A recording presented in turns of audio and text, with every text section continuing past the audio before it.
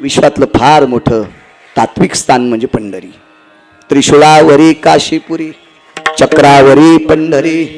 जेव्हा नवते चराचर तेव्हा होते पंढरपुरा.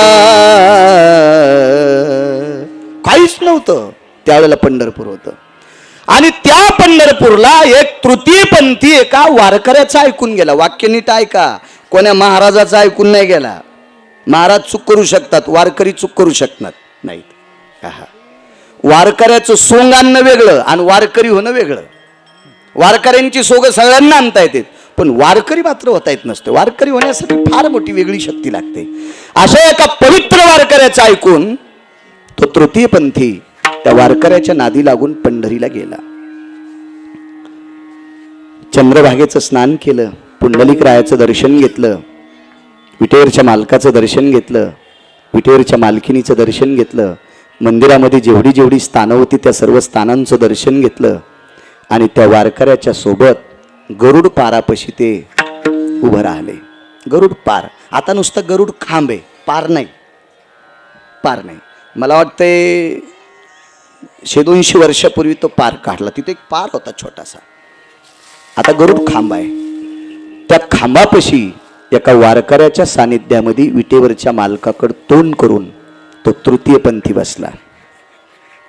कळालं ना तुम्हाला? टोलनाक्यावर टाळी वाजणारा तृतीयपंथी.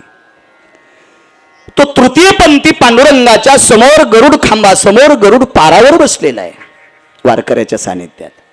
आणि ते वारकरी सकाळचा काकडा म्हणत होते, पण त्या तृतीयपंथ्याला काकडा म्हणता येत नाही, पुढं म्हणता येत नाही, पाठ नव्हतं, पाठीमागं म्हणता येत नाही, स्वराचं ज्ञान नाही, काही नाही. पण त्या वारकऱ्यासोबत तो टाळ्या वाजित होता. नाही, बदल करा, टाळी वाजित होता. टाळ्या आणि टाळी फार मोठा फरक आहे. बोंडे साहेब आहेत का? बोंडे साहेब, राजाश्रय मिळाल्यावर टाळ्याच घेत जा, टाळीच घेत जा, टाळ्या घेत जाऊ नका. टाळीत आणि टाळ्यात फरक आहे. नुसती आश्वासनं दिल्या जातात, याच्यासाठी टाळ्या वाजतात. आणि आश्वासनं पूर्ण केली जातात, हिंदे साहेब, त्याच्यासाठी टाळी वाजल्या जाते. आणि आपल्या संप्रदायात प्रवीण बुवा टाळी टाळी वाजवावी, गुढी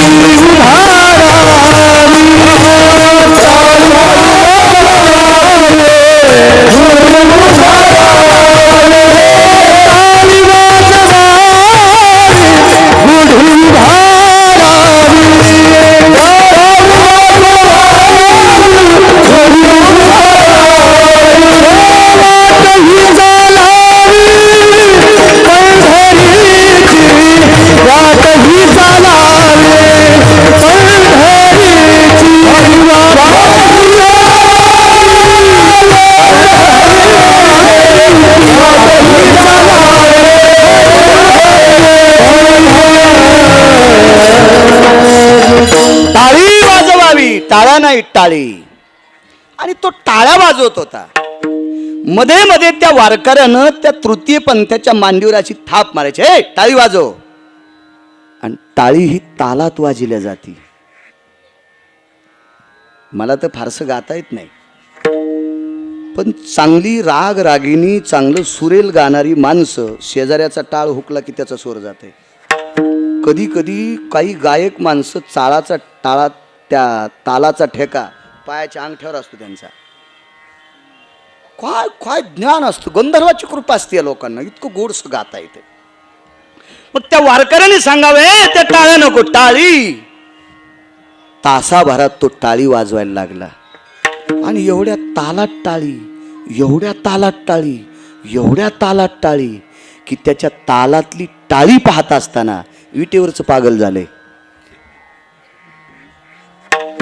विटेवरचं पागल झालं, विटेवरचं, त्याची टाळी पाहिल्याच्या नंतर. कारण देवाला आश्चर्य वाटलं की एक टोल नाक्यावर टाळ्या वाजवणारा तृतीयपंथी विधभर पोटाची खळगी भरण्यासाठी 10-5 रुपये देऊन आपली पोटाची खळगी भरवणारा व्यक्ती आज माझ्या दरबारात टाळी वाजवायला लागले. शिवाय एका वारकऱ्यासोबत. वा, काय तुझी टाळी रे, वा किती तुझी टाळी. एक जण म्हणला, बाळू महाराज, देव त्या तृतीय पंथाच्या टाळीला कसं काय खुश झाला असेल, त्याचं कारण आहे का? महाराजाचं पोरग जर महाराज झाला असेल तर इतका नाही चोंबळायचं. ते साखरेच्या पोत्यातला मुंगळा आहे, त्याला थोडीच कळती किती साखर खाऊन तांब्या घेऊन किती बऱ्या जावा. महाराजाचं पोरग जर महाराज झाला असेल तर काहीच नवल नाही.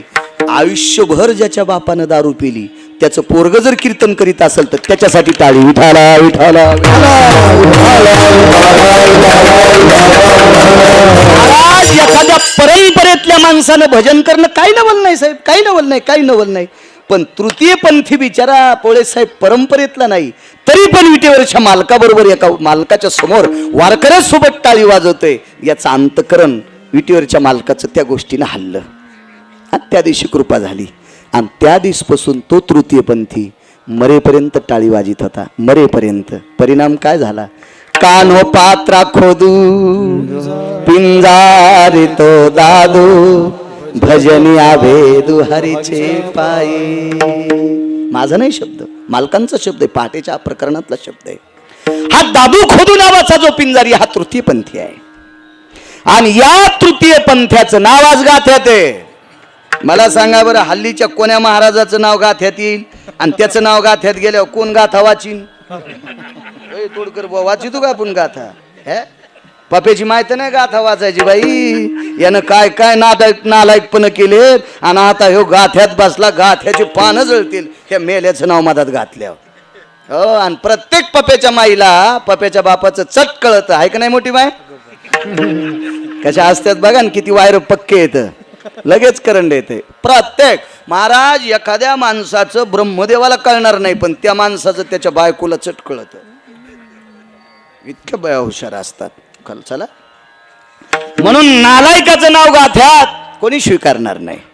महाराज आज त्या तृतीय पंथाचं नाव गाथ्यात आहे आणि वैकुंठात त्याला आलंय. ताकद कशाची होती महाराज? त्यानं का यज्ञ केला, का तपश्चर्या केली, का कुठं साधना केली, का सिद्धिविनायकापाशी त्याला अन्नदान करता आलं? कारण तोच त्याच्या भाकरीसाठी बेजार होता. तो गुंडे साहेब अन्नदान काय करेल, पण विटेवरच्या मालकाच्या नावानं रामकृष्ण नाम घेऊन त्यानं टाळी वाजली. आज तृतीय पंथी नुसता गाथ्यात नाही, नुसता गाथ्यात नाही, आज त्याचं वैकुंठात नाव आहे.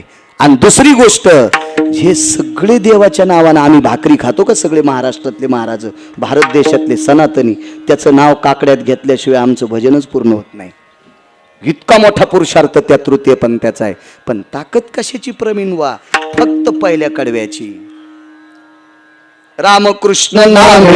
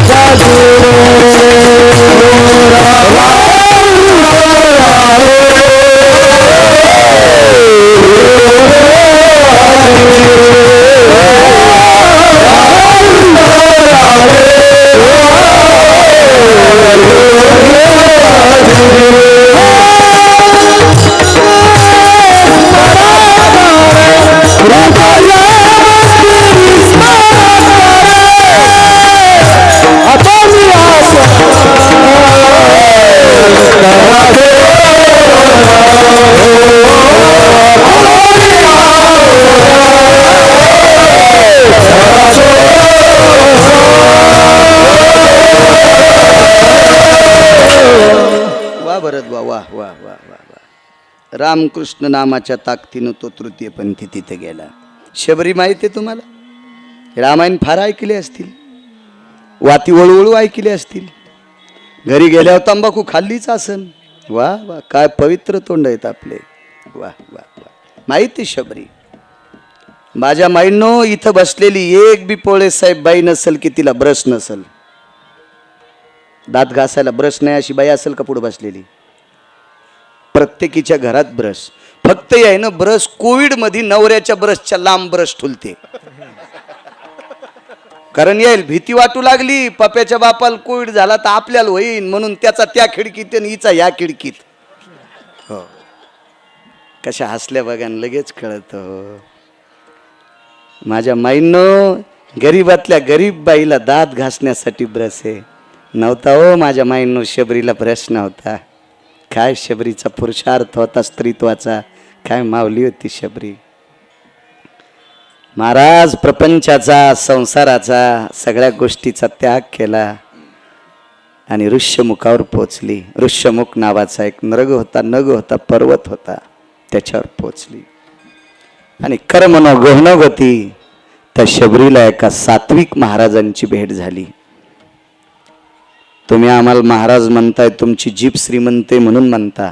महाराज त्यांना म्हणलं पाहिजे की ज्यांना देवाच्या व्यतिरिक्त काही आवडू नये. तेची संत ज्यांचा हेत विठ्ठली ते महाराज असतात. महाराज नेनती काही टाना नामस्मरणा वाचतो ती महाराज असतात. ती महाराज अशा एका महाराजांची भेट शबरीला झाली. फार दिवसाला शबरी दिसली महाराजांना. कोण नामने देहा नाम शबरी मान खाली घातली. सांगितलं पूज्यश्री या देहाला आई वडिलांना शबरी नाव दिलेलं आहे. वा कुठनं आली.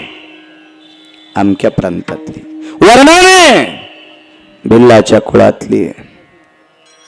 मागे काही परंपरा आपल्या समोर सांगण्याची नाही. घरची परंपरा विचारली तर तिनं सांगितलं तुमच्या समोर मांडावा अशी माझ्या घरची परंपरा नाही. माझ्या घरची लोक लाहोर चित्र सशेर आणि डुकर खाणारी माणसं आहेत. तुमच्या पुढं काय मांडू. वा इथून पुढचं नियोजन तुमच्या पायाची सेवा.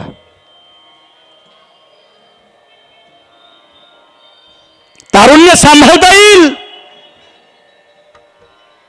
काय वाक्य वापरलं महाराज. माझ्या माईंनो आपल्या मुलीवर संस्कार करा. आपल्या मुलावर संस्कार करा. माझ्या माईंनो माझ्या बहिणींनो आपल्या मुलीवर आणि मुलावर संस्कार करा. कारण तुम्ही जर गोड संस्कार केले तर त्या मुलाला तारुण्य सांभाळायची अक्कल येईल आणि तुमच्या पुढे तुमची जन्माला आलेली कन्या सुद्धा तारुण्य सांभाळायचा अधिकार तिला प्राप्त होईल. संस्कार करा. तारुण्य सांभाळायचा अधिकार क्षमता आहे.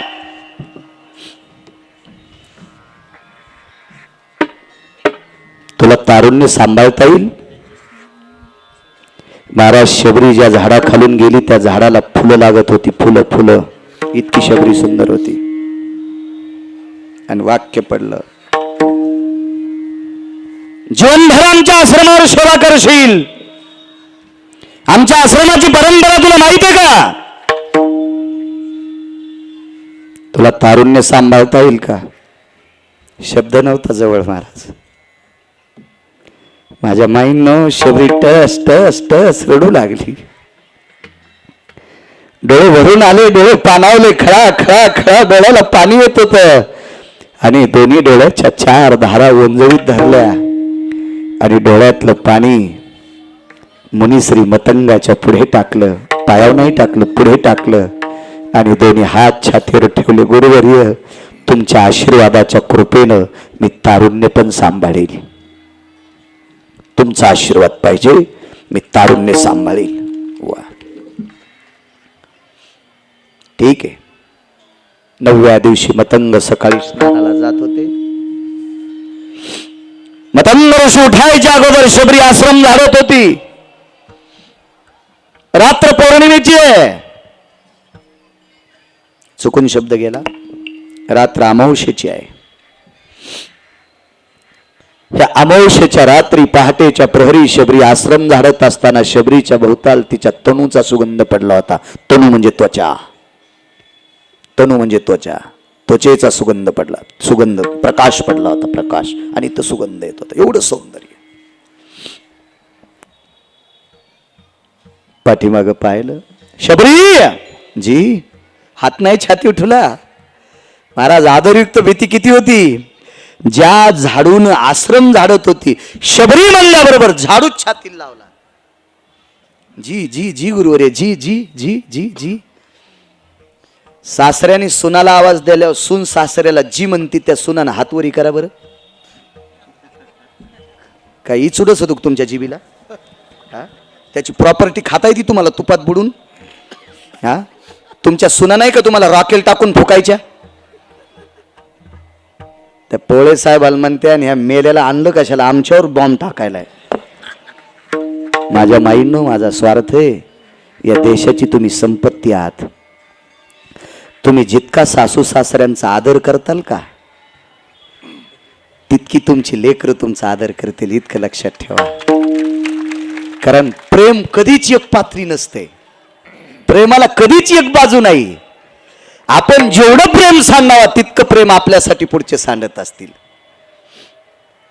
पोळे साहेबांचा साईराज नावाचा फार छोटासा मुलगा आहे. त्यांनी फोन करून आजीला बोलून घेतलंय कंधारून. मी म्हणलं का रे तू आजीला बोलवलं. हो म्हणे आमच्याकडे भंडारा आहे आजी ये ग तू. आणि चिमुकल्या नातवांचा शब्द ऐकून आजी इथपर्यंत नांदेडवरनं धावत आली. चिमुकला नातू चिमुकला. महाराज काय त्या चिमुकल्यावर संस्कार असतील. अशी संस्कार आपल्या लेकरावर करा की त्यानं आपल्या आजीला आपल्या आजोबाला जीव लावावा. तुम्ही जर त्या लेकरावर संस्कार केले त्याने आजी आजोबाला जीव लावला तर मायबापाला निश्चित बंगईत झोका देईल. इतकं गिरगाव करायचं. ऐका विठाला विठाला.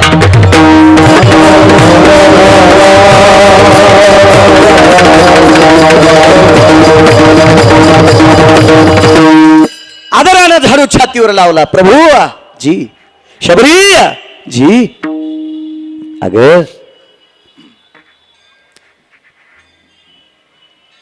तुला देवाला भेटा वाटतं का ग. तुला देवाला भेटा वाटतं का ग. शबरीने मान खाली घालून एक शब्द वापरला. गुरुजी तुमच्या पायात मला 33 कोटी देवता सापडतात. तुमच्या पायात मला 33 कोटी देवता सापडतात. काय पुरुषार्थ आहे शबरीचा. तरी पण शब्द वापरला. तुला देवाला पाहावं वाटतं का. देवाला भेटा वाटतं का. शबरीनं सांगितलं गुरुजी तुम्ही म्हणत असाल तुमच्या आशीर्वादानं देव भेटला तर निश्चित त्याच्या पायावर डोकं ठेवील. हरिप्राप्ती शिवपाय धरावे संताचे ते पाय. तुमचे पाय धरल्यावर देव सापडेल तुमची कृपा असली तर. वाक्य तोंडातून पडलं. शबरी विश्वाचा बाप जर तुला पाहिजे असेल तर आजपासून रामनामाचं भजन कर. आणि ती शबरी मतंगाचं ऐकून रामनामाचं भजन करू लागली. लक्षात ठेवा शबरीला 6 साधूची भेट झाली. त्याच्यातल्या एका दुसऱ्या साधूचं नाव सांगतो. त्या साधूचं नाव आहे मुनिश्री शरभंगू नावाचे साधू. भगवान मर्यादा पुरुषोत्तम रामचंद्रांनी शरभंगूसाठी गरम पाण्याचा कुंड उनकेश्वरला केला. हजारो वर्ष झाले त्या कुंडातलं पाणी गार होत नाही आणि दुसरीकडे गरम येत नाही. एवढी मोठी ताकद. विठाला विठाला विठाला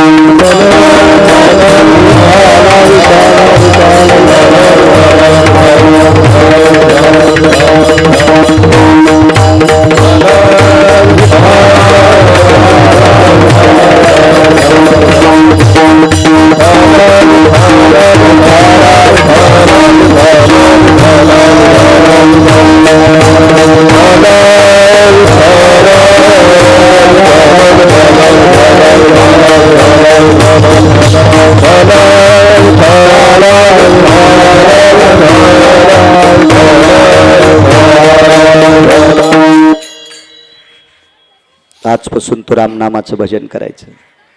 जी प्रभूजी जी जी जी जी. बसा मी नाव बघितलंय.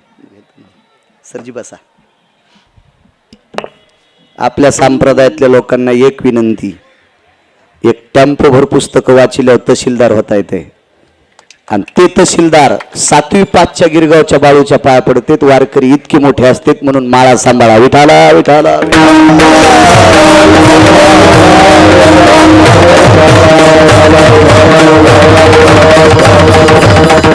आदरणीय उच्च शिक्षित, मगाशी मी विद्येच्या मंदिराचं वर्णन केलं. बोंडवे साहेब असतील, शिंदे साहेब असतील, आदरणीय आमचे आयजी साहेब असतील आणि उकळे साहेब असतील. विद्येच्या मंदिराचं काम करता. संताचं आणि देवाचं जसं मंदिर तसं विद्येचं मंदिर. आणि त्याच विद्येच्या मंदिरामध्ये आदरणीय उमेशजी शिवाजीराव पाटील साहेबांना त्या विद्येच्या मंदिराची कृपा झाली. मा सरस्वतीची कृपा झाली आणि शैक्षणिक क्षेत्रात गरुडाच्या पंखाने झेप घेतली. आणि आज त्या अपर तहसीलदार आहेत. आदरणीय सौभाग्यवती तेजश्री उमेशराव पाटील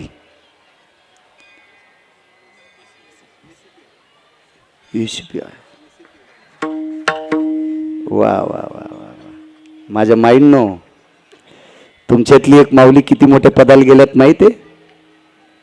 तेजश्री ताई. काय पद म्हणले? एसीपी. आता मला नंतर याचा लॉंग फॉर्म सांगा, कारण 7वी पास असल्यामुळे. असिस्टंट कमिशनर पोलीस हे येत होतं थोडंसं मला, पण आपलं चुकू नये याच्याकरता कशाला. मला एक कळतंय, जिला गौऱ्या लावता येत नाहीत का ना तिनं धिरडे करायचे नाही. जिला गौऱ्या नीट लावता येत नाहीत तिनं धिरडे करणं म्हणजे पिठाचा नाश करणं ना. आणि जिला पिठल्यातले गोळे फुटणं ती म्हणली मी बासुंदी करते. मी म्हणलं राव दे चतुरा, आम्ही तसंच पिऊ. विठाला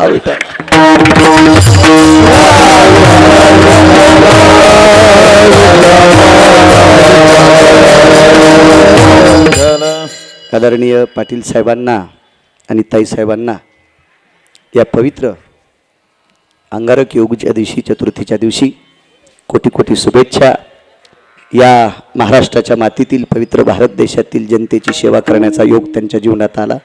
तो निमूटपणे तो त्यांना पार पाडण्याची संधी आणि ती सद्बुद्धी आणि ती शक्ती, ते बळ, ती क्षमता माझ्या भगवान गणेशांनी त्यांना द्यावी ही भगवान गणेशाकडे प्रार्थना. विठाला विठाला.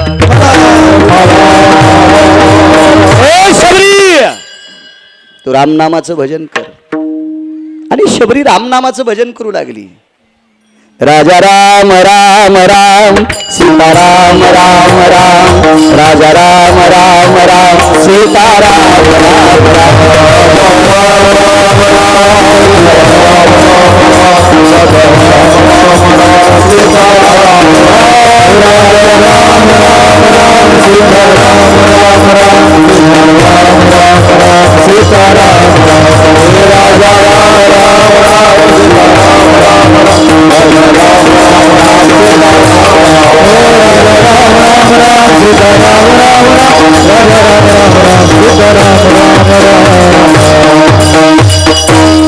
रामनामाचं भजन शबरी करू लागली. एक लक्षात घ्या, आता सुद्धा 10-5 श्लोक येणाऱ्यांना भजन नको वाटतंय.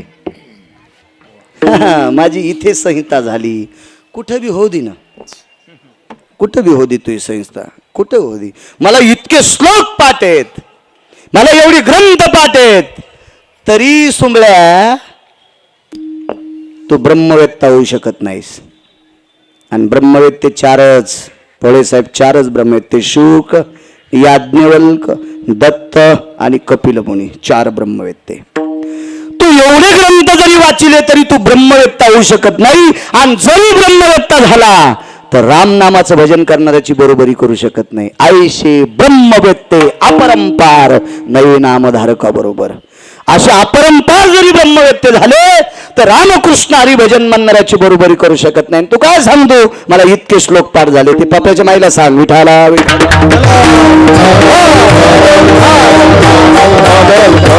या शबरीनं भजन केलं. आज तुमच्या आमच्यातले 10-5 श्लोक पाठ करणारे इतके तरारलेत. तर त्या काळातल्या जटा धरायला 200-200 शिष्य होते काही महाराजाच्या. जटा मिशा धरायला 22 शिष्य, इकून 11 आणि इकून 11 मिशा धरायला. इतकाल्या त्याच्या मिशा पोळे साहेब आणि इतकाल्या त्याच्या जटा. प्रवीण बुवा सगळे महाराज शबरीच्या विरोधात गेले. ही कोण शबरी? भिल्लाची पोरगी, हिच्या कुळातली लोक मांसाहारी आहेत. ही कालपासून रामनामाचं भजन करते. हिला कोण्या महाराजाने आरक्षित केलंय?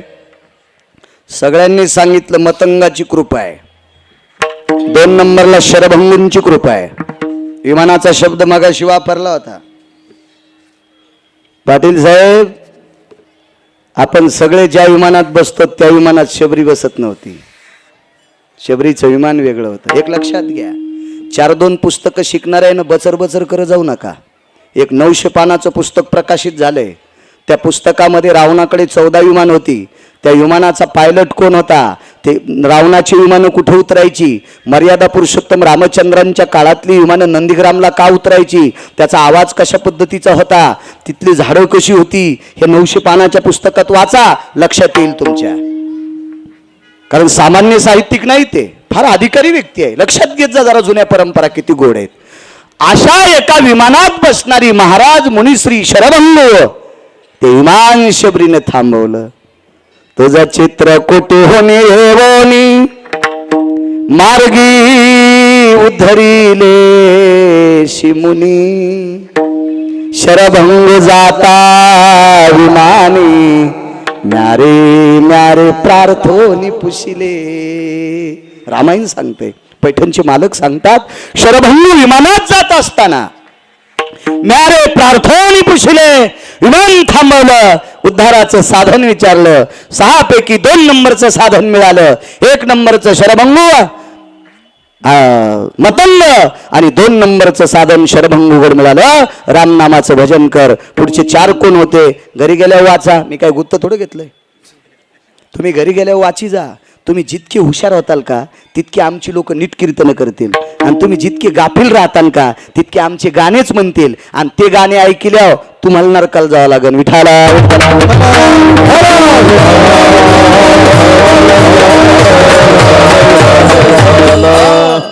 शरभंगचं ऐकलं, रामनामाला पुन्हा ताकद मिळाली आणि भजन करत राहिली. आदरणीय उमेशजी पाटील साहेब, या शबरीला त्या काळातल्या ऋषी मुनी योगी तप्यांनी त्रास दिला. शबरी जंगलात रामली. माझ्या माईंनो पुन्हा एकदा सांगतो, आयुष्यभर आरसा पाहायला भेटला नाही, आयुष्यभर आरसा. तुम्ही इतक्या कपाटापुढे डोकं इचरिता म्हणून पिटल्यात केस सापडतात.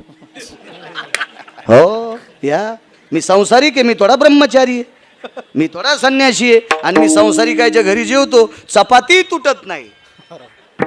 मग लक्षात येतं हिच्यात कोणता फ्युकॉल घातला असेल, लक्षात येते डोक्याचा घातलाय. इतक्या बारे डोकं विचारा. वैकुंठवासी धर्मभास्कर वक्ते बाबा सांगायचे, भारतीय स्त्रीनं दिवसात फक्त 3दा आरसा पाहायचा आणि पुरुषांनी 2दा बघायचा. म्हणून मी त्याच्यात बसलो. एकदा सकाळी गण लावायला बघतो आणि संध्याकाळी फेटा बांधायला बघतो. पुन्हा नाही. विठाला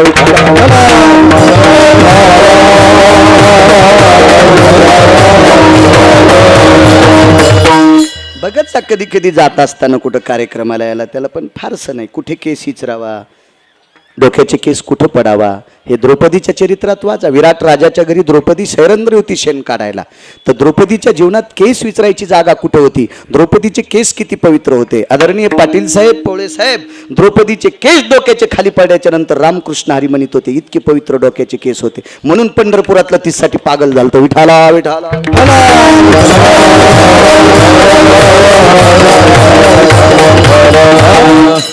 तो प्रसंग वाचा.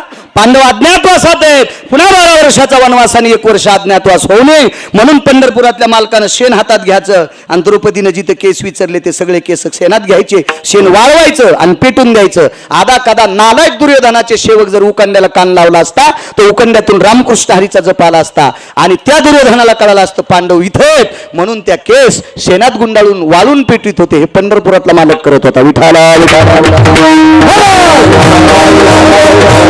त्या काळातली ऋषीमुनी योगी जपी तपी संन्यासी अनुरागी सगळ्या लोकांनी शबरीचा विरोध केला. शबरी जंगलात राहिली. पण महाराज पंढरपुरातल्या मालकानं शबरीला अंतकरणात घेतलं, काशीतल्या मालकानं शबरीला अंतकरणात घेतलं, देवादेवतेनं शबरीला अंतकरणात घेतलं. थोडाफार अभ्यास केलेले महाराज विरोधात गेले, आणि या सगळ्या महाराजांनी एक यज्ञ केला. आज जसा यज्ञ नामाचा आणि आजचा यज्ञ प्रसादाचा. पोळे साहेब, तुम्ही जे प्रसाद करता तो यज्ञ, हे आपण सगळे जे भजन करायला हा नामाचा यज्ञ. हा 2 यज्ञ आहेत, एक अन्नदानाचा यज्ञ आणि एक नामस्मरणाचा यज्ञ. त्या लोकांनी एक हविषान्न म्हणजे यज्ञ तो केला, अग्नीमध्ये तूप टाकायचं, यज्ञशाळा बांधल्या, पर्णशाळा बांधल्या, अन्नशाळा बांधल्या, ऋषी मुनी योगी जपी तपी संन्यासी अनुरागे ज्यांची जीभ केळीच्या पानासारखी पातळे सुईच्या आणीसारखी टोकदारे असे पाणिनीचे सुक्त म्हणण्यासाठी वेदांना मम भय व्याप्तिंजन जज्ञरे भयस्तथास्तिदामि वद कृतजन्याः आपांबदो सर्वस्थितायां रुक्मिणी प्रमुख पांडुरंग पंचायतन देवतनाः गिरिजापतये तन्नमः सर्वास्तुतो पाशुपतारुढाय यति कैलासाधिपतये उमां महेश्वरास्ततः ब्रह्म सावित्री शचिपुरंदराय एकदंतास्तत वचन सिद्धिविनायक तत्रादो बाबा यत् पुण्यता सर्वच्या आह्वानांच्या प्रियतांना ममः असे मंत्र म्हणण्यासाठी फारसे लोक होते, खूप लोक ही सगळी जमा झाली.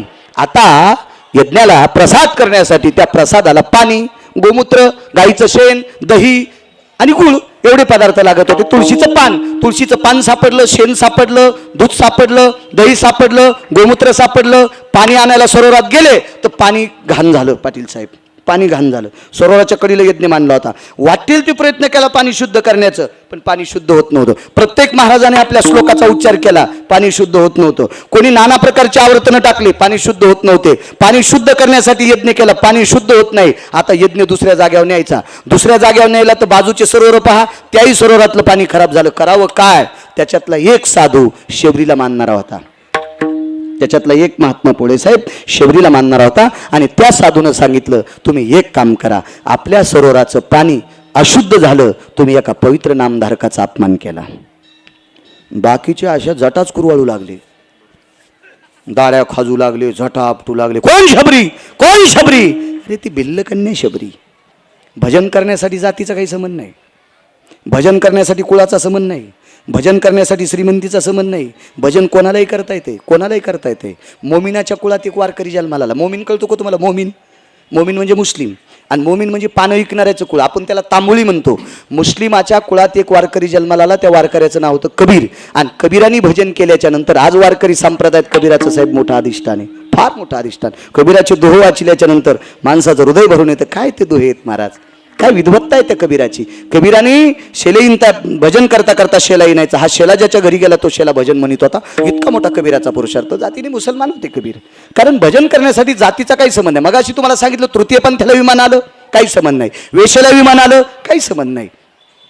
यातायाती धर्म नाही विष्णुदासा, निर्णय तो ऐसा वेदशास्त्री. तुका म्हणे नाही जाती सवे काम, ज्याचे मुखी नाम तोची धन्य. भजन करण्यासाठी जातीचा संबंध नाही, अभ्यास करण्यासाठी जातीचा संबंध नाही, चांगलं वागण्यासाठी जातीचा संबंध नाही, चांगला व्यवहार करण्यासाठी जातीचा संबंध नाही. एक सोपा शब्द सांगू का तुम्हाला? चतुर्थ्या कोण धरतंय? मुस्लिम का तुम्ही? तुम्ही म्हणजे हिंदूच्या बायका चतुर्थ्या धरत्यात. सफरचंद कोण विकतंय?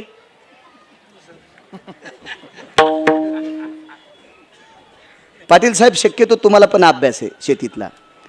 शेतकरी जरी पिकीत असतील, पण इकित कोण? जास्त बागवान कोण येतं? मुस्लिम आहेत. मग एखाद्या केळीत, एखाद्या सफरचंदमध्ये अख्तरभाई सापडा का? नाही नाही नाही. व्यवहारासाठी जातीचा संबंध नाही. तुम्ही कोण्याही जातीच्या माणसाकडून कुंटे साहेब 100ची चिल्लर घ्या, ती कमी अधिक भरती का? नाही, जातीचा काही संबंध नाही ना. जातीचा फार काही संबंध असेल तुमच्या घरात तुमच्या वैचारिक पद्धती वापरण्यासाठी.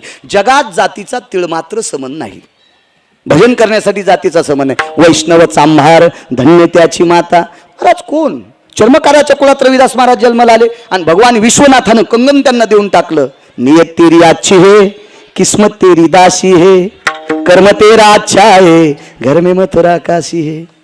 काय करता जातीचा संबंध? जात तुमच्या व्यवहारा करता, तुमच्या मुलामुलींच्या लग्न सोयरीकी करता, याच्या करता वापरत राहते पिशवी, पण बाकी भजना करता जातीचा संबंध नाही. महाराज कानोपात्रा पुन्हा एक वेशात.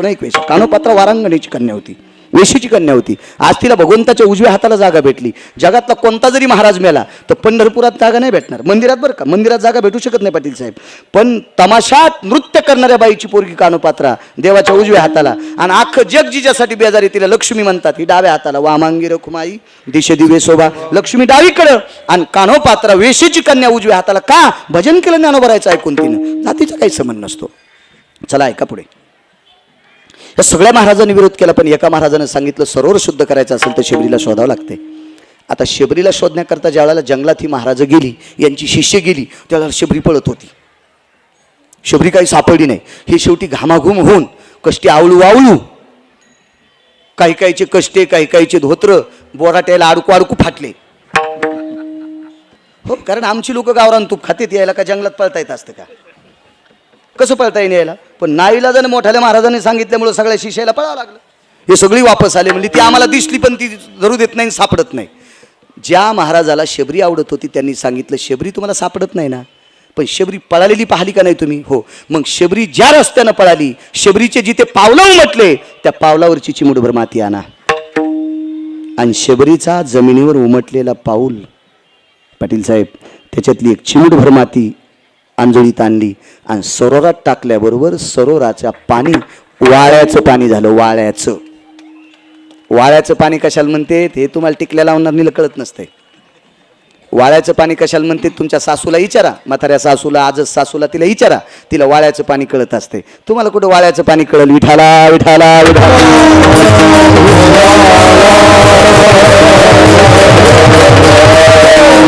कारण जुनं कळण्यासाठी जुनं शिकावं लागेल. साहेब तुम्हाला लहानपणची गोष्ट माहिती आहे का? तुमच्या माझ्या लहानपणी गुळाचा चहा पिणाऱ्याला भिकार चोट म्हणत होते. पळे साहेब हेच होतं ना, गुळाचा चहा पिणाऱ्या लोक भिकार. हे त्याला काय साखर भेटती? त्याच्या इथे साखरेची पुरणपोळी असती का? ते भिकार चोटे, ते गुळाचा चहा पिते. आणि आत्ताच सांगा बरं पाटील साहेब, आता 1-1 कोटीच्या गाड्या कुठं थांबतात? इथे सेंद्रिय गुळाचा चहा भेटल. त्या चहा करणाऱ्या विचारलं तुला जमीन किती येते? म्हणला ईदभर नाही. मग बायकोच्या डोक्यावर ऊस लावला होता का तो? हा, पप्याच्या माईच्या डोक्यावर ऊस लावला का तो? तुला ईदभर जमीन नाही, सेंद्रिय गुळाचा चहा म्हणतो, ऊसाचं टिपरू नाही तू इथं. आणि या सगळ्या मोठ्याल्या लोकांच्या गाड्या तिथे आलं का नाही जुन्यावर? कोरोनानं बरोबर जुन्यावर पाठिले माणसं, नीट केले जुन्यावर. त्याच्याकरता जुनं पाहत जा. आडीतलं दूध माहिती आहे का तुम्हाला? आडीतलं उगं माना आलं नका बाहेऱ्या बाईवानी. बैरे दोनदा असं देत पाटील साहेब. पुढचं हसल्यावर एकदा, आणि कशासाठी हसले कळाल्यावर दोनदा. तसं काही मान आला. आडीतलं दूध, आडीतल्या दुधाचं वर्णन आमच्या पोरायच्या माईनं ऐकलं. पोरायची माय म्हणजे माझी बायको, माझं लग्न झालेलं आहे. तिने ऐकलं, म्हणजे आडीतलं दूध काय? म्हणलं आडी करण्यासाठी खड्डा करावा लागतो. आमच्याकडे गिरगाई येतात. मग ती म्हणली आपण करू. ते म्हणलं खड्डा आपल्याला जमणार नाही. कसं काय जमणार नाही? आपल्या स्लॅबची जाडी 5.5 इंच आहे. बसा, आपल्या स्लॅबची जाडी किती आहे? 5.5 इंच. आणि आडीला खड्डा किती करावा लागतो? 1.25 फूट किंवा 2.25 फूट. मग 2.25 फूट केल्यावर खालच्या मजल्यातली जळते, त्याच्यामुळे आडी करता येत नाही. काही गोष्टी जुन्या शोधत राहा. किती गोडवा आहे त्याच्यामध्ये, फार मोठं तात्वी नाविन्य आहे. वा, मी परिक्रमेला गेलो पाटील साहेब. नर्मदा परिक्रमा 3600 किलोमीटरची होती. मी 72 दिवसात महाराष्ट्रातल्या तमाम सात्विक लोकांच्या कृपेने मी 72 दिवसात 3600 किलोमीटरचा प्रवास केला. येत्या 17 तारखेला माझी ती परिक्रमा पूर्ण झाली. पण मला एक आदर्श घ्यावासा वाटला मध्य प्रदेशातल्या लोकांचा. माझा एक आजार होता, मला उभं राहून कीर्तन करता येत नव्हतं. आदरणीय डॉक्टर घोषे साहेब मला मेडिकल द्यायचे. पण 3600 किलोमीटर चालल्याच्या नंतर आजचं माझं 7वं कीर्तन उभं राहून कीर्तन करतोय. डॉक्टर घोषे साहेब जालना हॉस्पिटल मला ते गोळ्या द्यायचे. पण माझ्या गोळ्या जबलपूरला संपल्याच्या नंतर मी 25 मेडिकलवर त्या गोळ्या पाहिल्या, सापडत नाही. नंतर हा अजय गरजा महाराष्ट्र चॅनल आहे त्याचं, तो मला गोळ्या घेऊन घोषे साहेबांकडनं पुन्हा आला. मला एक बुटही घेऊन आला छानसा. माझे 5-6 जोड फाटले होते. मी मध्ये गेल्याच्या नंतर मध्य प्रदेश पाहत असताना मला मोठ्यातलं मोठं हॉस्पिटल सापडलं नाही, फारसे मेडिकलचे दुकान सापडले नाही. तिथल्या एका तुमच्यासारख्या उच्च शिक्षित व्यक्तीला पाटील साहेब विचारलं. त्यांनी सांगितलं आमच्या मध्य प्रदेशामध्ये 40 ते 45 भूखंड आहे वापरायच्या, म्हणजे कसायच्या, जमीन करायच्या लागी, पिकवायच्या लागी. हा सगळा बाकी आमचा जंगल एरिया आहे. आणि प्रत्येक झाडाच्या मुळ्यापासून आलेलं पाणी आम्ही पितो. याच्याकरता आम्ही आजारीच कमी पडतो. एका 500 कोटीच्या मालकाकडे आमचा मुक्काम झाला, ज्याच्याकडे 500 कोटीची प्रॉपर्टी होती. तो मसाल्याची कंपनी होती त्याच्याकडे. त्या माणसाकडे आमचा मुक्काम झाला. थंडीची फार मोठी थंडीची लाट होती. माझ्याकडे मी स्लिपिंग बॅग घेतली. ती स्लिपिंग बॅगसुद्धा कमी पडली, तरी पण थंडी वाजत होती. त्या माणसानं खापराची एक कुंडी आणली. त्या कुंडीमध्ये लाकडं पेटवले आणि त्या लाकडाचा धूर विजल्याच्या नंतर आमच्यापाशी एक कुंडी ठेवली. त्यांना म्हणलं तुम्ही एवढे मोठे 500 कोटीचे मालक आणि ही कुंडी? ते म्हणले आमच्या सगळ्यांच्या बेडमध्ये विस्त्याच्याच कुंड्या येतात. माझ्याकडे 500 कोटीची प्रॉपर्टी असताना सुद्धा 5 रुपयाच्या सुद्धा आम्ही गोळ्या खात नाहीत. जुन्याची ताकद आहे. जुनं लक्षात घेत जा, जुनं लक्षात घेत जा. शिकाकाईनं डोकं धुत होत्या, पण त्यांच्या सुगंधानं फारसं जास्त काही सांगत नाही. नकोय आता. जुनं जुनं आजमत जा. एका गोळणीमध्ये आपल्याला सकाळच्या पहाटेच्या काल्याच्या अभंगामध्ये गोळणीत एक सुंदर जुनं खाचं सांगितलं. वांगे भाजून भरीत करी, वरी कांद्याची कोशिंबिरी, आई लहानच घे ग हुंडा, मला लवकर करून दे मांडा, आई ग खडी साखरेचे खडे, मला लवकर करून दे वडे. काय जुन्या खाण्याचा आनंद, किती मोठा जुन्या खाण्याचा आनंद. आपल्याकडे नवीन नवीन एक गहून प्रकार बहु फार जुन्या मावल्या करायच्या, फार फार फार वेगळं करायच्या. आपल्याला एकच दिसतो बर्गर, पॅटीस. ते पॅटीस पिळल्याच्या नंतर वाटीभर तेल निघत आहे. म्हणून ह्या पॅटीस खाणाऱ्याला वाटी वाटी गोळ्या खाल्ल्याशिवाय झोपा पण येत नाहीत. या पोट पाहिलं बिनगिवानी रजिस्टर रे आला, टेबल घ्यायचं कामच नाही, त्याच्यावर लिहायचं. मी बी तुमच्यासारखं खाऊ खाऊ मलाही जर बेजारी झाली. माझं 14 किलो 700 ग्रॅम वजन कमी झालं. विठाला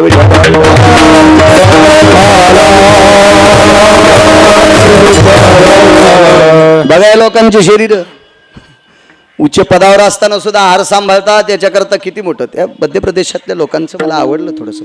जीवनात मी 72 दिवसात चपातीला तेल लावलेलं पाहिलंच नाही. जाळावरल्याच चपात्या. आपलं खाचं शिका. चला, ही मोठी मोठी लोक शबरीला विरोध करत होती. ती माती आणली आणि त्या सरोवरात टाकली. मुद्दा कुठपर्यंत आलता माहिती आहे का? त्या सरोवराच्या पाण्याचं रूपांतर वाळ्याच्या रूपात झालं. वाळ्याच्या म्हणजे आपण चांगल्या प्रतीच्या कंपनीच्या बॉटलमधलं जे पाणी पितो का पोळे साहेब, त्याच्या 1000 पटीनं शुद्ध त्या सरोवरातलं पाणी शबरीच्या पायाखालची माती टाकल्याच्या नंतर झालं. आता पत्रकार आले तिथं. आता नाना प्रकारची पत्रकार, प्रत्येक पेपरचा पत्रकार वेगवेगळा पाटील साहेब. पण त्यावेळेला मला नाव लक्षात येईल, भोंडवे साहेब. हां, मगाशीच बोललो तुमच्याविषयी. शिक्षण क्षेत्रात काळातला पहिला पत्रकार कोण असेल तर श्रुती नावाची पत्रकार होती. श्रुती नावाच्या पत्रकाराच्या अगोदर कोणीही पत्रकार झालेला नाही. आणि श्रुतीसारखा न्याय आतापर्यंत जगात कोणीच देऊ शकत नाही. कारण श्रुती पंढरपुरातल्या मालकालाही भेट नव्हती. हा, तर डवळ्या कपड्यावाल्याला श्रुती भेटी होय. हो, बोंडे साहेब, ती खुर्ची भेटल्यावर कोणाला भेडण्याचं काम करू नका. पत्रकारांनी तुमच्या वाणीला मुजरा करावा असं बोलत जा. महाराज, श्रुती नाही बेली, पंढरपुरातल्या मालकाला भेट नव्हती. या रवी शेठ. श्रुतीला एक दिवशी भगवान शिवशंकरांनी एक शब्द सांगितला. श्रुतीने सांगितलं, प्रभू माफ करा, आयुष्यभर तुमचं भजन करते, पण हे शब्द नाही ऐकायचे. बघा एका पुराणाचा दिलासा घ्या. कोणता शब्द होता? पंढरपुरातल्या मालकानं श्रुतीला 3 वेळेस टाळलं. पंढरपुरातल्या मालकाला सांगितलं, तुमचं भजन करते, पण तुमचे 3 शब्द ऐकणार नाही. सगळं सांगायला वेळ मोज काय आपल्याकडे. बैल 2 जमीन 300 एकर इतकी वानवत नसती. मला फक्त 9चा टाईम आहे. मला वाटतं आटपला टाईम आहे. आता माणसांना प्रसाद घ्यायचा आहे. शहाण्याबाईनं वरण शिजल्यावर गॅस बंद केला पाहिजे, पण तिने गॅस चालूच ठेवला. ती म्हणली, माझ्या नवऱ्याला 3 लाख पगार आहे. म्हणलं, जळू दी पगार, पण वरण जळालं ना. वरण नको जळू देऊ ना. लय गॅस येतं आम्हाला, टाक्या ती 2-4, पण वरण जळूस तर नको ना चालू ठेवू. म्हणून तसं कीर्तन आपल्या वेळेस संपवा अशी मर्यादा असती. समय जाना. चला, शबरीकडे श्रुती नावाची पत्रकार आली. आणि त्या श्रुती नावाच्या पत्रकाराने शबरीला विचारलं, माते, तुझ्या पायाची माती सरोवरात टाकल्याच्या नंतर सरोवर शुद्ध होतंय. तिनं सांगितलं, मला काहीच कळत नाही. माझ्या पायातला प्रताप आहे का पायाखालच्या मातीचा प्रताप आहे का माझ्या शरीराचा प्रताप आहे? मी तर कुळानं भिल्लाच्या कुळातली आहे. मी भिल्लाच्या कुळातली, मला काही सांगता येणार नाही. ही पत्रकार महाराजांकडे गेली. आता काय होतं माहिती आहे का भोंडवे साहेब, लहान माणसाचं गुणगान गाण्याची वेळ आली की मोठ्या माणसाला जरासं दुःख वाटत असतं. मोठ्या माणसाला थोडंसं दुःख वाटत असतं. आता मी शहरात राहतो. आमच्या शेजारी एका बाईच्या सासऱ्याचं पक्ष होतं. पक्ष म्हणजे पित्र होते. आणि पित्राला 14 पदार्थ लागतात. त्याच्यातला मुख्य पदार्थ आहे कढी. कढीसाठी आमसूल लागते, चिंचाची पानं लागतात, किंवा चिंच लागते, किंवा ताक लागते, किंवा दही लागते. आता शहरात असल्यामुळे तिच्याकडे शेतात चिंच आणि चिंचेची पानं आणायला जात कोणी नव्हतं. योगायोगानं गावात एक चुकीची घटना घडल्यामुळे सगळे किराणा दुकान बंद असल्यामुळं आमसूल भेटत नव्हतं. पण आमच्या कॉलनीच्या बाजूला अर्धा किलोमीटरच्या अंतरावर एका बाईकडं पोळेसाहेब 4 म्हशी होत्या. तिला गुंठाभर जमीन नाही. आणि जिच्या सासऱ्याचं श्राद्ध आहे तिच्या नवऱ्याला महिन्याची 10 लाख कमाई होती. 10 लाख कमाई ही फार कमी सांगतो, कारण तिच्या नवऱ्यानं सही केली की टेबला खालून सुटकेस येतच होती. एवढ्या घरची बाई. पण आता सासऱ्याच्या श्राद्धाकरता मग कीर्तन ऐकणार होती, तिला माहित होतं हे जेवायला येणार आहे. मला त्या दिवशी कीर्तन नव्हतं. हो, मी कीर्तन असल्यावर तर बाहेरचं खातोच, पण कीर्तन नसल्यावर पण कोणाच्या घरचं खातो. तसं नाही खाल्लं की मग पोट राहत नाही, दुखत आणि पोट. ते मला रोज नारळ घ्यायची सवय. एके दिवशी झोपच येईन बोंडवे साहेब. आमच्या पोरायची माय म्हणली तुम्हाला झोप कसं काय ना, मग एकच काम कर, एक नारळ घे, तू हेच 10 रुपये दिन माझ्या हातात दे. नाही इतकं नका हसू, तितकं नाही इचकलेलं. तुम्ही सुद्धा तिच्याच मागे येत, तुम्ही मह्यापेक्षा पोटकिडे येत. विठाला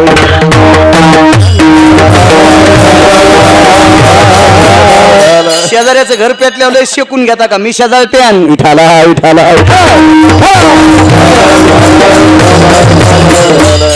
आता या बाईला पाटील साहेब ताक आणायचं, त्या बाईकडे गेली. पण तिनं ते ताकाचा जो गडू होता का, तांब्या होता का, ते असा पदराखाली झाकला बोंडवे साहेब आणि त्या बाईकडे गेली. त्या बाईनं सांगितलं, बाई मालकीन बाई ऐका ना, मी 2 लिटर दही देते, अर्धा किलो गावरान तूप देते लोण कड्याचं. आता ही दुकानावरलं खात होती. ती बाई म्हणली लोण कड्याचं तूप देते आणि 2 लिटर दही देते, पण तुपाचं बकेट एका हातात न्या, दह्याचं बकेट एका हातात न्या. ती म्हणली बाई माझ्या नवऱ्याला 10-15 लाख रुपये महिन्याची कमाई आहे आणि मी उघडं ताक कसं नेऊ. मग ती म्हणली म्हशी धुताना मला नाही लाज वाटत का? म्हशीला चारा टाकताना शेण काढताना मला लाज वाटत नाही, तुला फुकट तूप न्यायला लाज वाटते? हे मोठेपणाचं घोंगडं डोक्यावर घेणारी माणसं. मला सांगा, या सगळ्या महाराजाला शबरीचं वर्णन करत असताना लाज वाटत होती बोंडवे साहेब? एक शबरी भिल्लाच्या कुळातली पोरगी, हिचं काय म्हणून वर्णन करावं? त्यांनी हातवरी केले, आम्हाला काही सांगता येत नाही. पण शबरीला मान्यता देणारे एक देवकृपा पात्र महात्मा होते. त्यांनी सांगितलं, श्रुती जी आई आहे. श्रुती जवळ आली आणि विचारलं, काय प्रभू? ऐक श्रुती, शबरीच्या पायाच्या खालची माती, पायाचा स्पर्श झालेली माती सरोवरात टाकल्याबरोबर ते पाणी इतकं शुद्ध झालं. त्याचं कारण इतकं आहे, शबरीनं राम नामाचं भजन केल्यामुळं तिचं शरीर इतकं पवित्र झालंय. आणि ते पवित्र शरीर मातीला लागलं की माती पवित्र झाली, आणि पवित्र माती सरोवरात टाकली की सरोवर शुद्ध होतंय. मग शबरीच्या पायाखालची माती जर इतकी पवित्र असेल तर रामनामानं शबरीचं शरीर किती पवित्र झालं असेल. एक रामायणात गोडसा पुरावा आला, तेचे येणे जाणे खुंटले, आणि गोलोकातला अधिष्ठान शबरीला दिलं. हा फक्त राम नामाचा पुरुषार्थ आहे. म्हणून मालक पहिल्या कडव्यात राम कृष्ण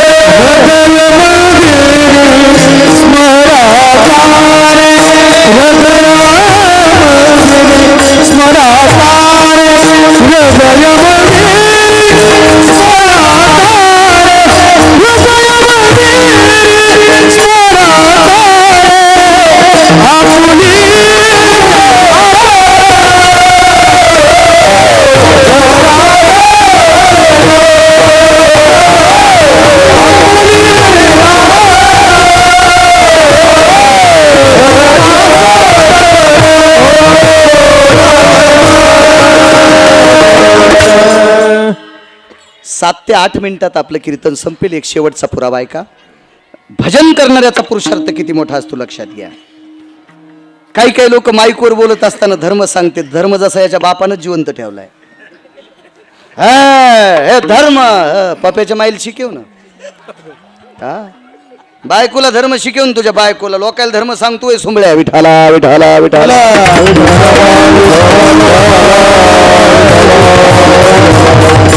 तुम्हाला एक मन माहिती आहे का साहेब, तुम्ही नसं नाही केली. मी खेड्यात राहणारा माणूस आहे, राग आला तर कीर्तन घेऊ नका. काय करतात मग दुसरं? लोकाचीला लावतो धाक आणि आपली पेती उभ्यानं ताक. ही माणसं धर्म जिवंत ठेवत असतात का? धर्म कशाने जिवंत राहतो? नुसतं माईकवर बोंबल्यानं का? धर्म जिवंत राहण्यासाठी आचरणात आणला पाहिजे, तर धर्म जिवंत राहत असतो. महाराज धर्म वाढवायचं काम नामधारक करत असतात. एक मुद्दा आहे का छोटासा लक्षात येईल तुमच्या. आपण काल कुठं गेलतो रे? आदरणीय माजी आमदार बाळासाहेबजी मुरकुटे त्यांच्या काकांचं श्राद्ध होतं. जिल्हा कृषी अधिकारी गोरक्षनाथजी त्यांच्या बाबांचं श्राद्ध होतं. एक प्रसंग मांडला होता की किती मोठ्या माणसांना जावं लागते. धर्म जिवंत ठेवण्याची ताकद, नामधारकाची किती मोठी ताकद आहे. एक मुद्दा आहे का? जालना नावाचं शहर सर्वांना परिचित आहे. बोंडवे साहेब, पाटील साहेब, मोठं शहर, शिंदे साहेब. या जालना शहरामध्ये स्वातंत्र्यापूर्वी एक नामधारक आले. स्वातंत्र्यापूर्वीची गोष्ट आहे. ते नामधारक, त्यांचं नाव होतं जशवंत सिंग, जशवंतजी दास, जशवंत दास नाम आहे त्यांचं. स्वातंत्र्यापूर्वीची गोष्ट आहे. आले ते जालन्यात. काय नामधारक महाराज, उदासीन आखाड्याचे संत, भगवान शिवजींची परंपरा, माझ्या सिद्धिविनायकाच्या बाबांची परंपरा, पुढे त्या परंपरेमध्ये गुरु गोविंद सिंग. काय मोठी परंपरा, किती वैभवशाली परंपरा. ते जालन्याला आले आणि जालन्यात आल्याच्या नंतर एका झाडाखाली बसले. नामधारकाची ताकद कशा करता रामकृष्णारी भजन म्हणायचंय का नाम? कारण याच्यात चुकावत नाहीत महाराज, चुकावत नाहीत. संस्कृत मध्ये एखादा श्लोक गात असताना चूक होती. एक लक्षात देवा प्रवीण बुवा, तुम्ही गाता गाता स्वर जर चुकला तर यायला मिळ बसतो का? मग नाही. टाळावल्याला जमतंय का? किंवा तुम्ही गाता गाता टाळ हुकला तर तुम्हाला जमल का? इतकं काटेकोरपणानं वागावं लागतंय. पण नुसतं रामकृष्ण हरी म्हणायचं असेल घरातली घरात तर काय अडचण येते का? काळी 2ला लावा, पांढरी 3ला लावा, असं काय आहे का? पेटीची ही पट्टी वाढवा, असं काय आहे का? ते तुम्ही म्हणत असताना मग चाल करत असताना तुम्ही असे खूपशे स्वर लावू लागले. कारण का? ते चुकलं की तुमचं चुकतंय. त्याच्याकरता तुम्ही तात्विकपणानं ते गाता, ते लावून घेता तुमच्या स्वरात. असं नुसतं रामकृष्ण हरी म्हणायचं असेल तर गरज आहे याची? काहीच नाही. मनातली मनात करू शकता. नामधारकाची ताकद किती मोठी. जशवंतदासजी आले, उदासीन आखाड्याचे संत होते. त्यांच्यानंतर पुन्हा जमनादासजीच्या नंतर जीवनदासजी, आणि जीवनदासजी नंतर पुरंदासजी आणि संगमदासजी. ही पुढे परंपरा मोठी गोडशी. आता विद्यमान गुरुवर्य, प्रातस्मरणीय गुरुवर्य, धर्मानाम पवित्र धर्म संन्यास पवित्र, उदासीन आखाड्याचे महंत चुडावा, तुमच्या नांदेड परिसरातील चुडावा नावाचं गाव आहे आणि तिथे महान संत आहेत. त्यांचं नाव आहे जीवनदासजी. त्यांचा चेहरा पाहिल्याच्या नंतर कोण्याही फुलाचं तेज कमी वाटते, एवढा तेजस्वी महात्मा. विठाला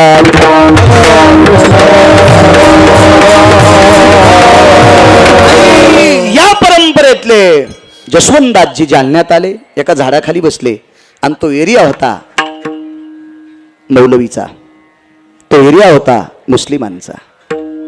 त्या जागेचे मालक होते एक मुस्लिम होते. डोक्याला पांढरी टोपी होती गोल, हातामध्ये आकड्याची काठी होती, कुरकुर वाजणारा बूट होता. जालन्यातला त्या काळातला कोटीतला मुसलमान, पाटील साहेब, त्या काळातला अब्जातला मुस्लिम माणूस मौलवी. ते काठी टेकीत आले आणि भगव्या वस्त्रातला एक महात्मा बघितला. त्यांचं नाव आहे जशवंतदासजी. हिंदी भाषेत, संन्याशाला हिंदी चांगली जमती. आणि बोंबवे साहेब त्या मौलवीच्या तोंडातून वाक्य पडलं, कहा के आप कहा के? काय संन्याशाची ताकद राजे हो. कुंटे साहेब, त्या संन्याशाच्या तोंडातून वाक्य पडलं, पता नाही हमें, पता नाही मैं कहा का हो. कारण संन्याशाला गरज नाही, बैता पाणी फिरता साधू. पाटील साहेब, घराचा काय संबंध आहे? ज्या गावात जाईल ते गाव आपलं. विश्वाची माझे घर, ऐशी मती जायची किंबहुना. काय ताकद महाराज, हे विश्वाला घर मानणारी लोक. या या या या या महाराज, त्या मौलवीने ते वाक्य ऐकल्याच्या नंतर, आपको पता नाही, माता पिता गुजर गए, बोले आप कौन से धर्म के? मैं सनातनी हो. मैं सनातनी हो सनातनी. इकडून या साहेब, इथे या, इथे या. हो. तुमचे अधिकारी तुमच्या मागे आहेत. विडाला विडाला विडाला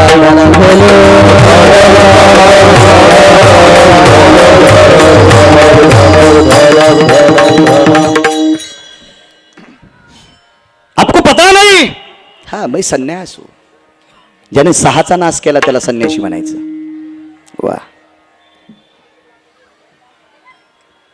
विश्राम कहाँ करेंगे? यही पे. मराठीत सांगतो, मला काय हिंदी येत नाही, कारण शिक्षण कमी झालं. येती इधर से गाडी आहे, उधर से गाडी, गाडी चली गई, मैं खाली राहिला. चलत राहते कशाला आपलं. मराठी चांगली येते ना, बस झालं, काय करायचं त्याला. एक जण म्हणला, महाराज तुम्ही हिंदीत कथा करा ना, आमच्या राज्यात नेतो. म्हणलं माझ्या नदीला इतकं पाणी आहे, मी त्याच्यातच मोटर टाकतो ना हळद भिजितो. मला ईर खांदून पायप वाढवायचा नादत नाही, फुकट कळून शेंडी वळवळ काय करायची. अरे इथंच चाललंय माझ्या महाराष्ट्रात, मला कशाला तिकडे तू आणून शेंडीला तू माझ्या विठाला विठाला.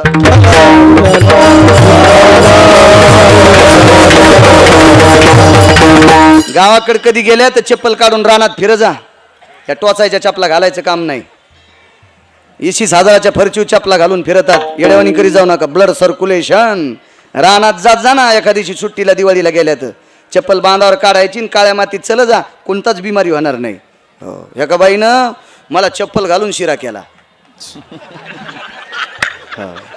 गावरान तुपातला होता. शिंदे साहेब मी खाल्ला. मला काही शुगर नाही काय नाही. बोंडे साहेब खाल्ला मी. आमचा संघचा मित्र जरा देवलक्ष्मी होता, म्हणजे परमार्थ कमी दाखवायचा जास्त. म्हणलं कस काय खाईनं नाही. म्हणला त्या बाईनं चप्पल घालून केला. म्हणलं नशीब चांगलं, चप्पल पायात होती, तिनं चप्पलान थोडाच हाटला. कशा हसतात बघा. नाही बॉम्ब पडायचा का डोक्यावर तुमच्या, कशाला बी हसतात. मी त्या बाईला म्हणलं, बाई चप्पल कस काय घातली? म्हणली महाराज आमच्याकडे प्रत्येक गोष्टीच्या चपला वेगळ्या. म्हणलं वा वा. नवऱ्यानं जशी साडी घेतली त्या कलरची चप्पल तशीच. हॉलमध्ये घालायची, बेडमध्ये घालायची, बाहेर फिरायला जायची वगैरे वगैरे, शॉपिंगला प्रत्येक चपला वेगळ्या आहेत. मी हळूचकून म्हणलं, ताई महाराज घरी आल्यावर त्याला हाणायची चप्पल आहे का? हो मला जाऊ दे म्हणलं पटकन. हो ना, आगाऊपणाच व्हायचा. मला हाणायची चाळ्यात 2-3 हाणायची, तशी आणलीच नाही अजून. हो तशी ज्या दिवशी येईन तशी बोर्डसले इथे महाराज हाणण्याची पण चप्पल आहे. हो पण ती चपला पण तयार होत्यात. महाराज चुकीचं वागला की चपला खातोच. विठाला विठाला.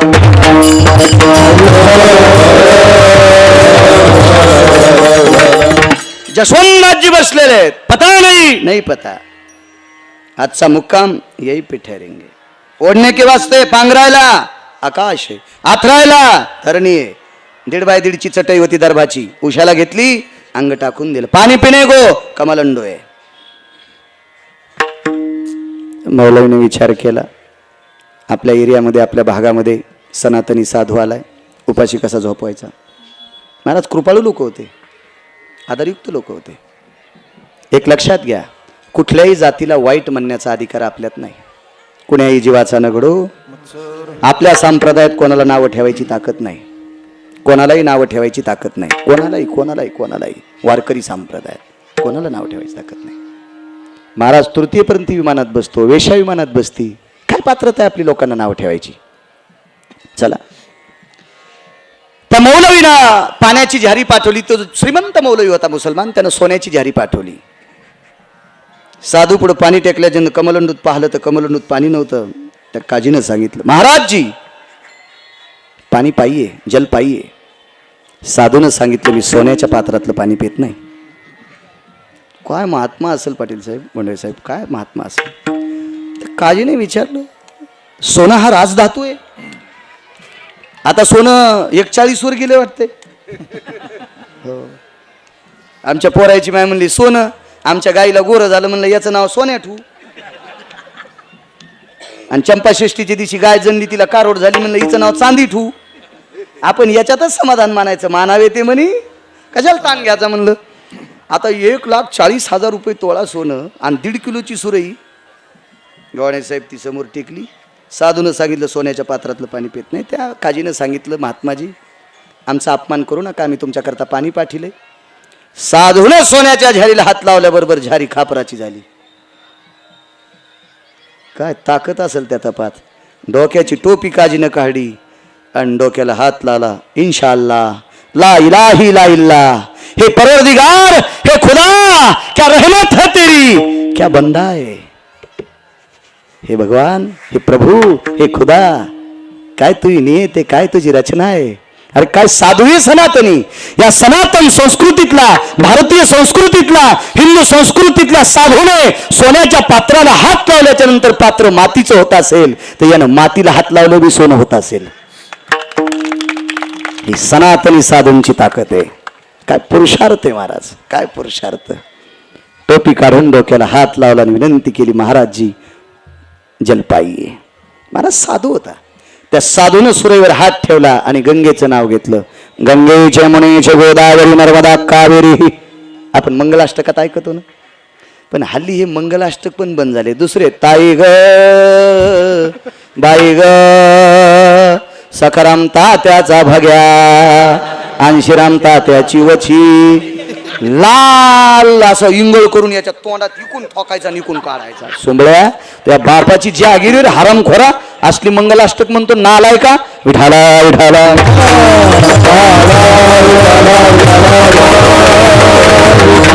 महाराज, या म्हणणाऱ्याला मी पण शिव्या देणं बंद केलं. हे तुम्हाला जोर आलाय त्याला बोलवायचा. विठाला विठाला.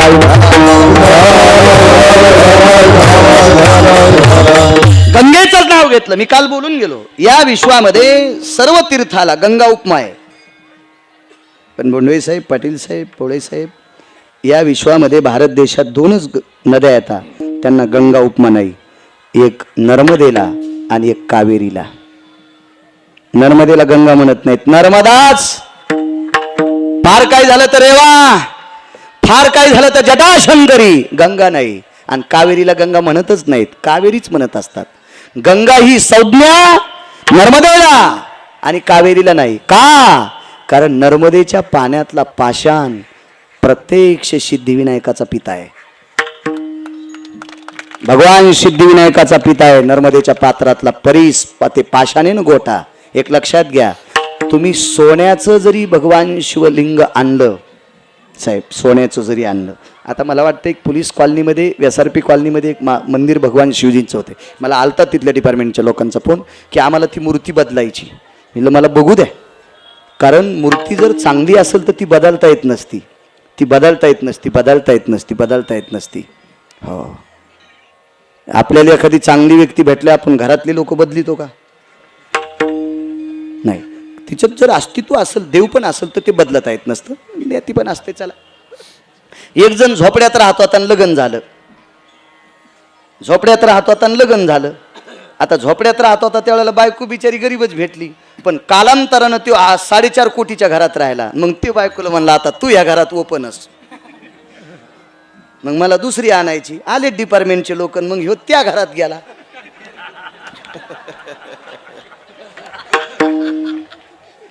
त्या घरात गेल्याच्या नंतर घोट्या बसतोर पॅन्ट नसती पाटील साहेब, इतरोकच असती वाटते.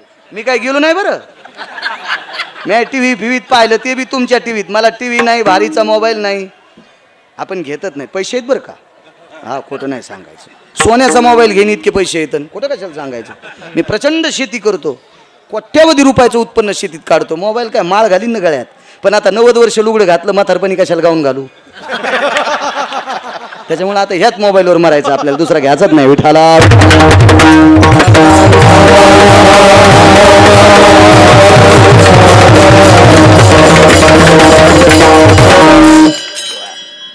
काय सांगू लागलो.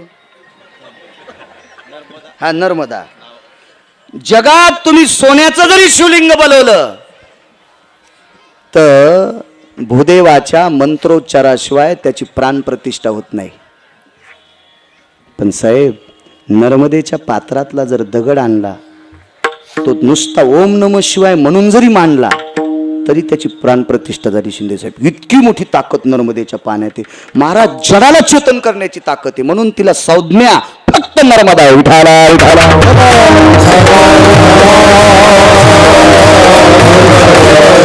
गाडी नको होत नाही, पण एकदा करत जा जीवनात, एकदा नर्मदा परिक्रमा करा आणि गोदावरीची परिक्रमा करा. जगात 2 परिक्रमा सांगितल्या, नर्मदेची आणि गोदावरीची. गोदावरीची परिक्रमा कोणी कोणी केली जरा पुराण वाचायचा वेळ संपलाय माझा, चला एवढं सांगतोय. मग त्या मातीत सोन्याची माती केली. ज्यानं पाणी आणून टेकलं होतं त्याच्या लक्षात आलं काय महात्मा आहे, काय बंद आहे. सेवकाला सांगितलं भोजन आण रे. आता त्या मौलवीचा त्या काजीचा सेवक ज्या वेळेला घरी डब्बा आणायला गेला का पाटील साहेब, त्यानं सांगितलं आपल्या साहेबांनी डब्बा सांगितलाय आणि त्या दिवशी त्यांच्या घरी मांसाहार केलेला होता. याचं सांगायचं काम होतं का सनातनी साधू आहे? त्यानं काहीच नाही सांगितलं, डब्बा पाहिजे. त्या घरच्या बायकांनी डब्यामध्ये मांस भरलं आणि ते मांसाचं पात्र एका पात्रात टेकलं, त्याच्यावर कपडा झाकला आणि सेवकाकडे दिलं आणि त्या सेवकानं जशवंतदासजीच्या पुढे ते पात्र टेकलं. आता सोन्याच्या सुरईची मातीची सुरई करून टाकली, गंगेचं नाव घेतलं, त्याच्यामध्ये सर्वात मोठं गंगेचं नाव घेतलं चर्मनवती नावाची गंगा. मी कालच्या कीर्तनात बोलून गेलो, एखाद्या वेळेस तुम्हाला युट्यूबला ऐकायला भेटेल. चर्मनवती नावाच्या गंगेनं आपात नावाचा दोष निघून जात असतो. दक्षिणेकडे तोंड करून तिथं स्नान करून तर्पण केलं की आपल्या पितृंचा दोष निघून जात असतो. आणि म्हणून चर्मनवती नावाच्या गंगेला स्मरण केलं, कारण या देशातला मानवी सिंहाचं भोंडवे साहेब तिथं लग्न झालं. तो मानवी सिंह म्हणजे कर्ण, कर्णाचं लग्न वंग देशात झालं. वंग देशामध्ये चर्मनवती नावाची गंगा आहे. आता आपल्या भारतीय संस्कृतीमध्ये वंग देशाला कोणता देश म्हणतात? घरी गेल्यावीच का विठाला विठाला.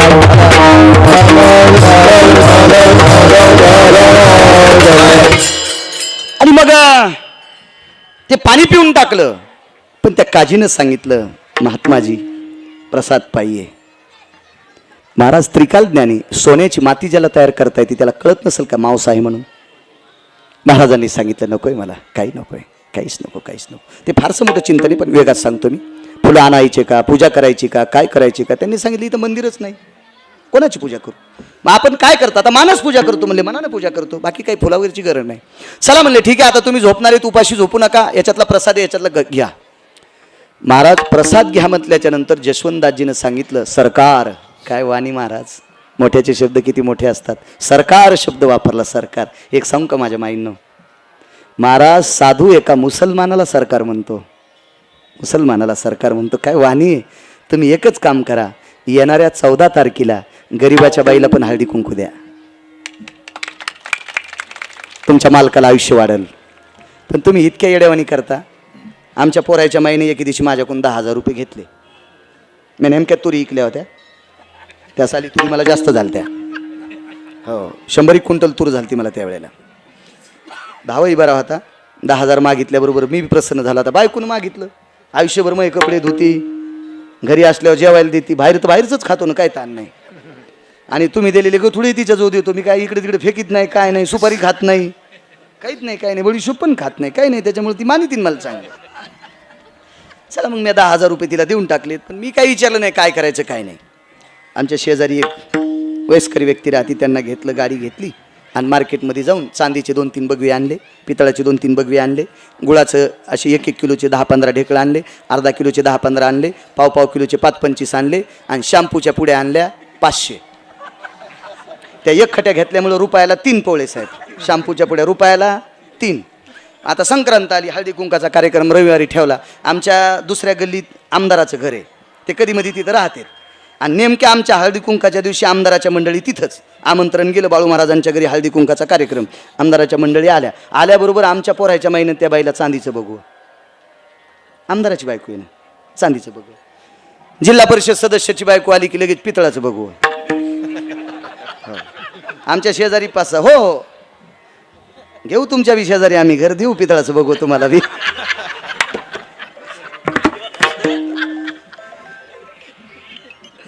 आमच्या शेजारी एक प्राध्यापक राहत होते, त्यांच्या काकी आल्या. म्हणलं या दुर्गा काकू. हो महाराज आले, हळदी कुंकाचं निमित्त होतं आणि मलाही तुमची गाडी दिसली, मला वाटलं तुमची भेट होईल. म्हणलं हो माझी भेट नंतर घ्या, आधी आमच्या पोराच्या माईल भेटा. ते कोकाचं बोटन चहाचा घोट तयारच. ते कुंकू लावल्याबरोबर त्यांना 1 किलोचं गुळाचं ढेकूळ, लगे पिशवी आमच्या महाराजनीनं. म्हणजे तिला काय, आता महाराजाची बायको महाराजीन. हरिपाठात किती अभंगत म्हणली पोतभर. हो, डॉक्टरची बायको डॉक्टरीन. हो, उलट्या झाल्यावर काय प्यावत म्हणली बेसी. हो, पोलिसाची बायको पोलिसीन. चोर धरल्यावर काय करावत म्हणली खिडकीतून सोडा. महाराज नवऱ्यानं चांगलं काम केलं की यायला फुकटच पैसे, फुकटच पदव्या. पेताड्याच्या बायकोला पेताडी म्हणत नाहीत बरं, चोट्ट्याच्या बायकोला चोट्टी नाही. चांगलं काम केलं नवऱ्याचं केलं की तिला आपण मात्र पदवी येते. म्हणून पप्याच्या बापाला नीट कामाला दाबी जा. मुंडक दाबीजान म्हणजे हे नीट काम कर, तुम्हाला फुकटच अर्ध भेटत आहे. पण तुम्ही बी लई येड्या, त्याला सांभाळायला ठेवता आणि तुम्ही जत्राला जाता, मग केळीवर पाय घसरून पडला मावा गुडघा, ते म्हणला हे मोड्या. हो, नवऱ्यानं अर्ध केलेलं पुण्य केलेलं अर्ध बायकुल मस्त येत असते, त्याच्यामुळे पप्याच्या बापाला जास्त परमार्थात पाठी जाऊ द्या चला.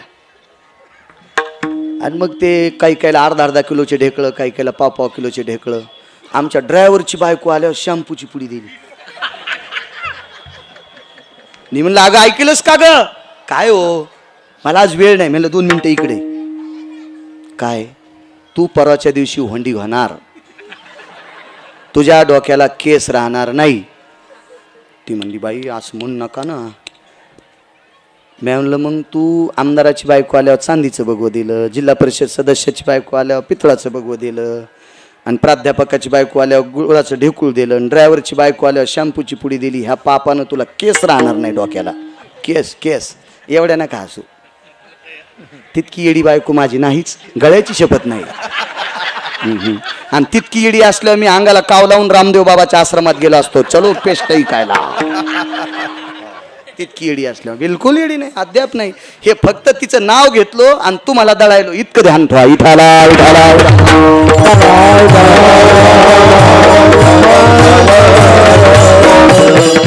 क्रांतीच्या तुम्हाला कोटी कोटी शुभेच्छा. माझ्या भगवान गणेशाच्या कृपेनं तुमचं सौभाग्य तुम्हाला गोडसं लाभो.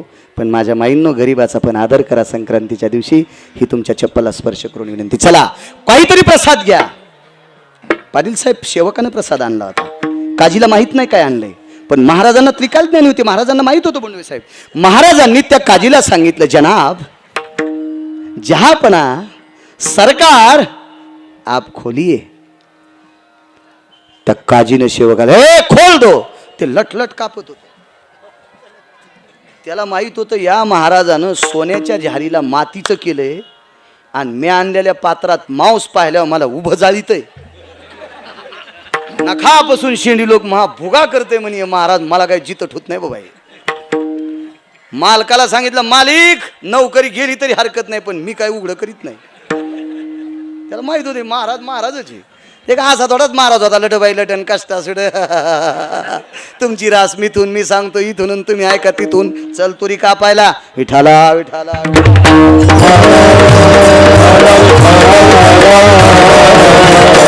महाराज ते अधिकारी महात्मा. महाराजांनी सांगितलं सरकार आप खोलिये. काजीनं मागं पाहिलं आणि त्याला विचारलं काय याच्यात? मांसाहार आहे. काजीने डोळे खाली केले आणि सांगितलं, महात्माजी माफ करिये, आजच्या प्रसादात मांसाहार आलेला आहे. खोलिये, खोल के देखो. पाटील साहेब वरचा पांढरा कपडा काढा आणि त्या पात्रावरचं झाकण काढल्याबरोबर त्याच्यात मांस नव्हतं, त्याच्यात ऋतुपुष्प होते. त्या ऋतूमध्ये 4 जातीची फुलं उमलतात आणि 4 जातीची फुलं मांसाहाराची तयार झाली. महाराज धर्माच्या गप्पा यांनी करायच्यात. ऐका परिणाम काय झाला.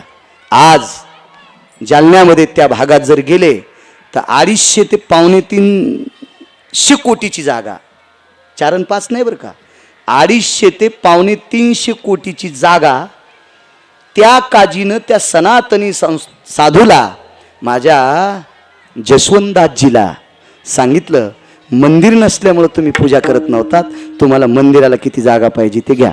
काठी टेकीत चालणारा संन्यासी सनातनी महात्मा, भारतीय संस्कृतीतला, हिंदू संस्कृतीतला भगव्या वस्त्रातला साधू, माझ्या भारत देशातला, माझ्या महाराष्ट्राच्या मातीतील उदासीन आखाड्याचा संत, काय पुरुषार्थ. काठी टेकीत चालणारा साधू टेकीत चालला नाही, काठी फरकीत घेतली आणि काठी फरकल्याच्या नंतर रेषेच्या आतली जेवढी जमीन आहे तितकी त्या काजीनं साधूला देऊन टाकली. महाराज धर्माचं काम करण्यासाठी मुस्लिम समाजाच्या माणसाला सुद्धा शेवेस पात्र आणण्याची ताकद ज्या साधू तो साधू नामधारक आहे. जीवनभर पंढरपुरातल्या मालकाचं, जीवनभर विश्वनाथाचं, काशीतल्या मालकाचं, जीवनभर प्रभू विश्वनाथाचं भजन करणारा साधू, एवढी मोठी पात्रता ज्या साधू ते म्हणून रामकृष्ण नामे हे दोन्ही साजिरी हृदय मंदिरी स्मराकारे. महाराज एका साधूला रामकृष्ण नामाच्या ताकदीनं द्रौपदीनं आणलं म्हणून रामकृष्ण नामे हे दोन्ही साजिरी. रामनामानं मारुतीरायानं हळ आणि नीळ नावाच्या वानराच्या हातानं 100 योजनाचा सेतू बांधला. ही रामनामाची ताकद आहे. रावणानं उपेक्षात्मक बुद्धीनं राम म्हणून दगड टाकला तरी पाषाण तरंगले. ही रामनामाची ताकद आहे. समुद्री तारिले पाषाण हे महिमान नामाचे. महाराज काय अहिल्याचं जीवन, किती किती या लोकांचा पुरुषार्थ बघा. जीवनभर अहिल्यानं रामनामाचा जप केला. तिनं पेरलेल्या साळी 4थ्या मुडवणात ती पण गेली की कापायला येत होत्या. दुष्काळात साधू जगवले फक्त रामनामाची ताकद. एवढा मोठा रामनामाचा पुरुषार्थ म्हणून आणि त्या रामनामाचा पुरुषार्थ माझ्या सिद्धिविनायकाचे बाबा भगवान शिवशंकर यांनी ते रामनाम कंठात धरलं म्हणून ज्ञानोबाराय म्हणतात रामकृष्ण नामे हे दोन्ही साजिरी. विठोबा रखुमाई